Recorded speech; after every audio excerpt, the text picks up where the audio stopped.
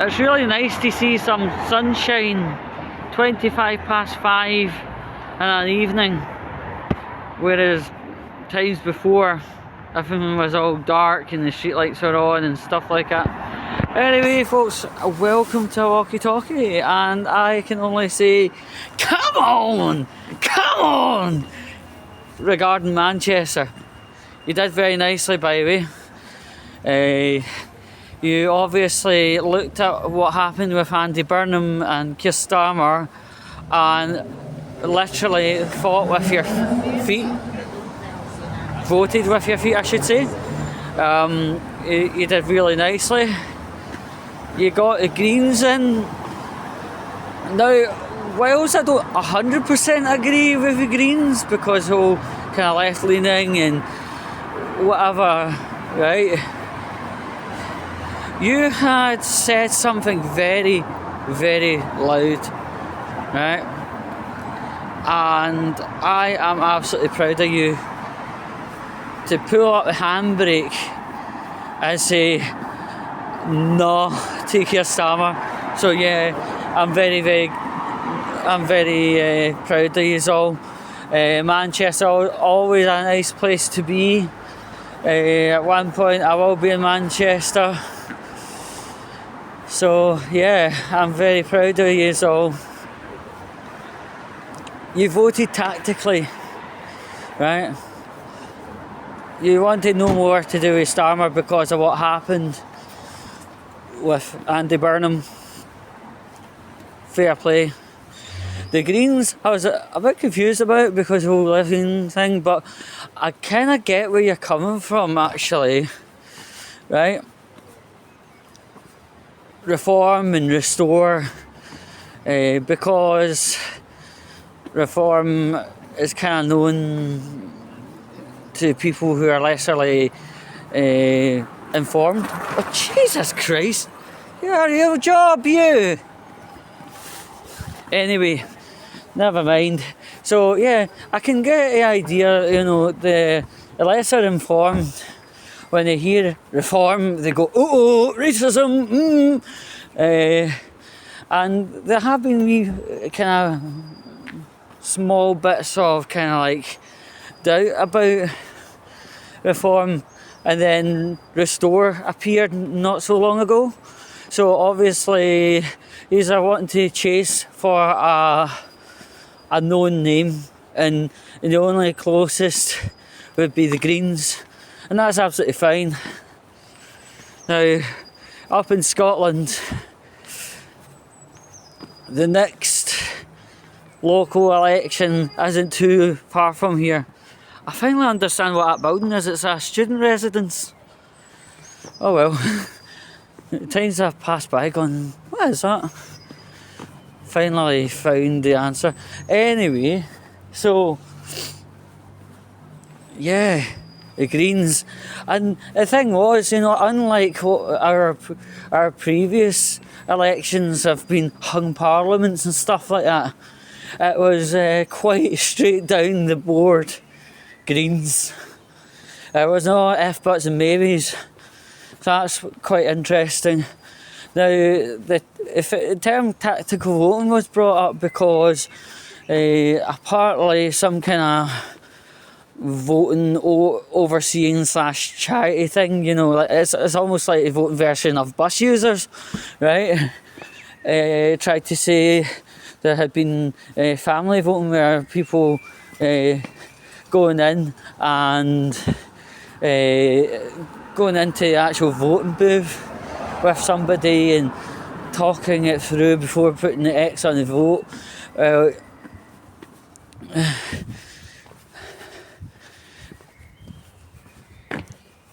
To be honest, if what you call family voting, you know, going into the booth with somebody and talking it out before putting the X on the box happen, then yeah, that is very, very, very much illegal, right? But I just only hope, if I was going on, people were caught and people were dealt with regards to the current law regarding I really hope that was on the down low if it was happening, and if anybody doing so gets caught. Partly they are making some investigations as of today about that, but I think there's just going to be too little for the police to actually chase, right? The amount of times somebody maybe gets harassed on a train or assaulted or jumped on the way home or jumped on the way home from work, right? They hand the case to the police do their best to investigate it, and then they come back no more than about 5 weeks from the incident and say we've investigated it to inches of its life, and unfortunately time has barred on the case. There's not been anything we can chase upon, so unfortunately we can't even contact the Prot Fisk to extend investigation time. Yeah, a lot of investigations with the police are completely time dependent, money dependent, right?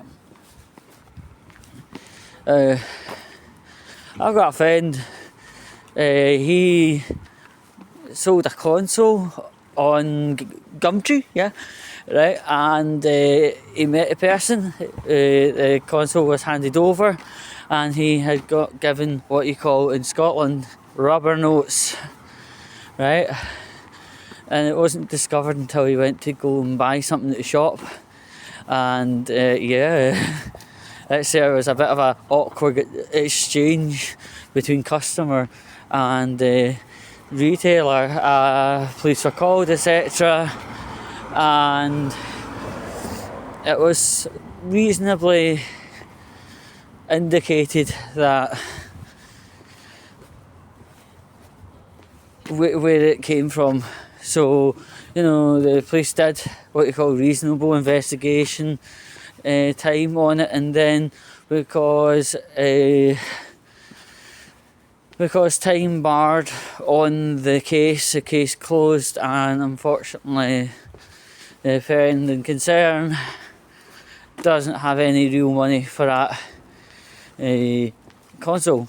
Now the thing is, I know places like CEX and like cash generators and cash converters and stuff give absolutely fucking dire amounts of money for things at the best day of the week, but at least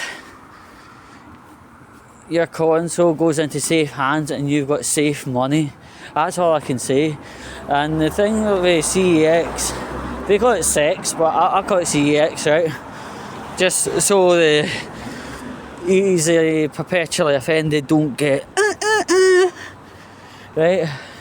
So, you know, going to CEX is quite a good idea, and yeah, you might get absolute jobby money, right? Like, but ultimately they do this like 50-way testing, especially on consoles. So you know, you get to know if there are any issues with your Xbox or your PS or whatever, right? It's really good.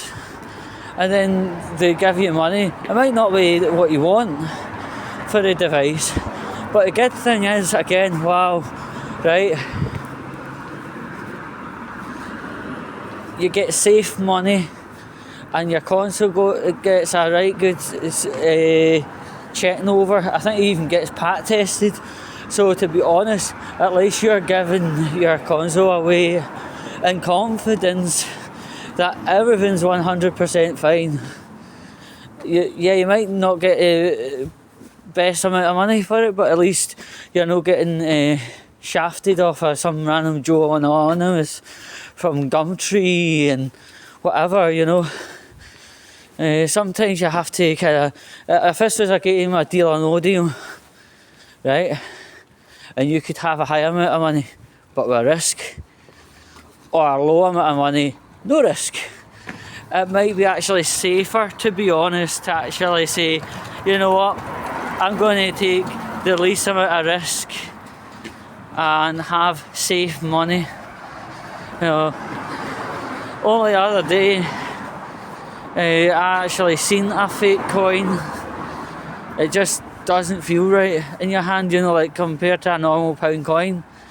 And also fake coins, when you're using things like vending machines, washing machines and laundrette, etc., the coin just bounces back at you. That's all I can say. So hope you all enjoy my little bit and piece about Manchester, and I really do hope us Scots, right, I really do hope us Scots actually come to a point where we do something very similar to Manchester, right, and say, Kia, no, off it to fuck, bye bye, right? And I think that's the thing we want to see, people raising their voices and telling the filth to fuck off, right? That's all I can say.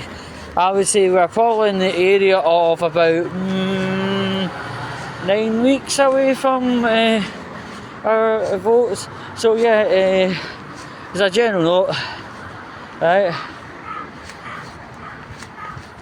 vote anything apart from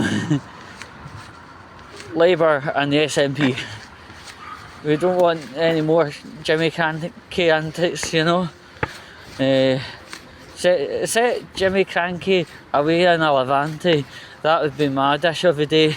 But anywho folks, I'm going to head off and get my shopping done. Catch you later.